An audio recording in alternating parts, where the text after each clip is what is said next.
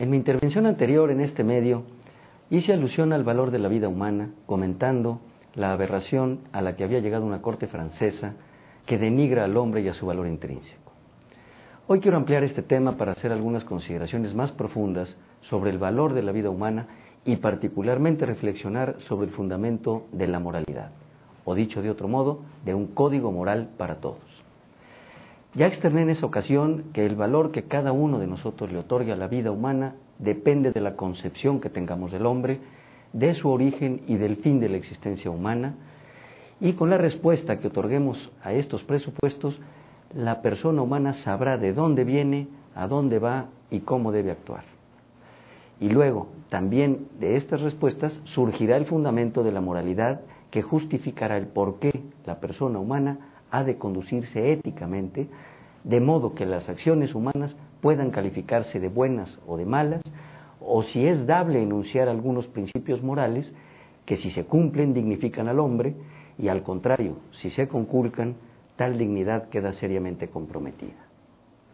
El desarrollo de este tema depende, como ya dije, de la concepción que se tenga del hombre y al hecho de que se admita o no la existencia de un Dios. Si se parte de que nuestro origen y fin último es Dios, el hombre entonces refleja en su mismo ser la imagen de Dios, y entonces su comportamiento no puede ser arbitrario, sino que ha de actuar conforme a su dignidad. Si por el contrario se reduce el origen y el fin último del hombre a su realidad física, se debilita cualquier cuestión moral y solo se justifica en el utilitarismo fáctico. En el ser humano pueden identificarse dos elementos distintos pero inseparables: el cuerpo como elemento material y otra parte inmaterial que denominamos espíritu, que es la que informa al cuerpo, de manera que cuando esta parte espiritual deja de informar al cuerpo o de existir en él, es ahí cuando hablamos de un cadáver, o como se dice en castellano, son los restos. Sin embargo, en tanto que una persona vive, tiene esa doble participación consubstancial que lo define como persona. Partiendo de estas premisas, tenemos que los fundamentos de la ética están inscritos en la naturaleza humana, lo que nos llevaría a aceptar principios básicos de una moralidad natural al hombre, que por lo mismo debieran justificarse ante todos los hombres.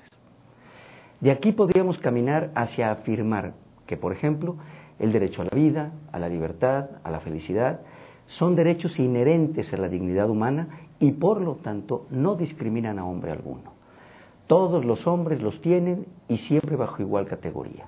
No importa si se trata de un joven o de un viejo, o si se está en presencia de una persona sana o enferma, o si se es un no nacido o una persona en desahucio. Es el hecho de ser persona lo que le da el pleno ejercicio de estos derechos fundamentales. Entonces, proteger la vida como derecho fundamental del hombre es y debe ser considerado un bien fundamental para todos los hombres y con todas las consecuencias que de ahí pudieran derivarse. Y con esto ya estamos aceptando una moral general, un primer principio moral. Igualmente, si el hombre es naturalmente libre, con una libertad ejercitable en todo momento por todos los hombres, es también un derecho generalmente aceptado y entonces ya tenemos aquí un segundo principio moral. Y así podríamos ir descubriendo otros derechos inmersos en la naturaleza del hombre y partiendo de esos derechos universalmente aceptados, concluir con la creación de un código de ética que se traduzca en un acuerdo de reconocimiento de conductas buenas y de conductas malas en orden al respeto de esos derechos. Y es aquí donde la ética y la antropología se unen, porque la una depende de la naturaleza de la otra. Las falsas teorías que se apoyan en que lo bueno y lo malo dependen de las diferentes valoraciones sociales, o del fin que cada individuo se proponga, o de las circunstancias en que se actúa, o de las consecuencias que se siguen, caen por su propio peso. Aceptar que los principios que norman nuestro actuar dependen de la óptica particular y no de un código de ética es desconocer nuestra propia naturaleza, nuestro fin último trascendente y por ende destruir toda norma general, destruir a la moral y destruir al derecho. Nada tiene sentido cuando el fundamento del actuar del hombre carece de principios básicos, de valores.